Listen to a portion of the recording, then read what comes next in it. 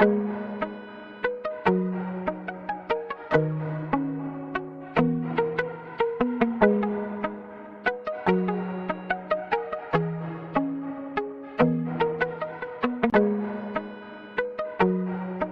है दोस्तों एक बार फिर से हमारे चैनल डेली वाले हिंदी में। और आज का वचन भजन संहिता 24 अध्याय और उसकी 8वीं आयत में वचन जैसा कहता है, ये प्रतापी राजा कौन है? यहोवा जो सामर्थी और शक्तिशाली है, यहोवा जो युद्ध में पराक्रमी है। वे हमारे विरोधी से ज़्यादा शक्तिशाली और सामर्थी हैं। प्रिय, मसीह सारे संसार को बचाने में सामर्थी थे। उन्हें सबको बचाना था। वे इस विचार को सह नहीं सकते थे कि एक का भी नाश हो। वे लाजर की कब्र पर रोए क्योंकि शैतान की शक्ति ने जिन्हें मृत्यु के गड्ढे में गिरा दिया है, वे उन सबको नहीं बचा सकेंगे।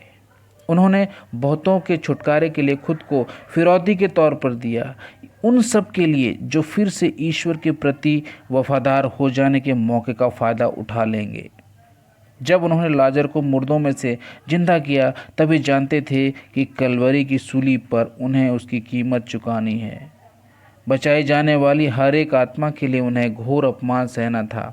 उन्हें हर एक के लिए मृत्यु का स्वाद चखना था। पृथ्वी पर अपने जीवन के दौरान मसीह ने एक सिद्ध चरित्र विकसित किया। उन्होंने पिता की आज्ञाओं के प्रति पूरा आज्ञा पालन दिखाया। मनुष्य के रूप में पृथ्वी पर आने में, व्यवस्था के अधीन होने में, मनुष्यों पर यह प्रकट करने में कि वे उनके रोग, दुख और पाप उठाए हुए हैं।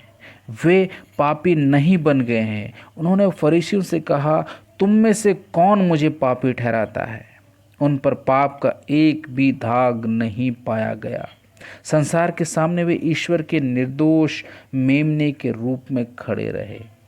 अपनी सर्वोच्चता, शुद्धता की ज्योति में से संसार के मुक्तिदाता ये देख सकते थे कि जिन बुराइयों द्वारा मानव जाति पीड़ा भोग रही है, वे उस ईश्वर की व्यवस्था तोड़ने से ही आई है। वह हर एक पीड़ा के मूल स्रोत को जानते थे। हर एक मनुष्य के मामले में मन ना फिराने वाले पापी के दुखद और बुरे अंत को जानते थे। वे जानते थे कि सिर्फ उन्हें ही उस गड्ढे में से निकाल सकते हैं जिसमें वे गिर चुके थे।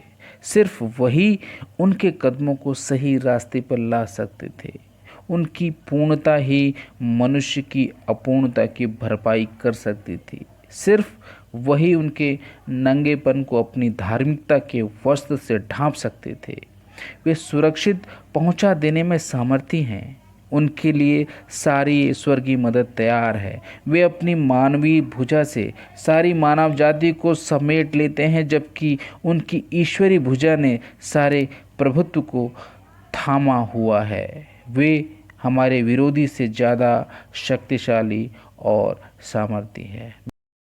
आज का वचन आपको कैसा लगा, कमेंट ज़रूर करें। अगर आप हमारे चैनल पर नए हैं तो सब्सक्राइब ज़रूर करें और बेल आइकॉन को प्रेस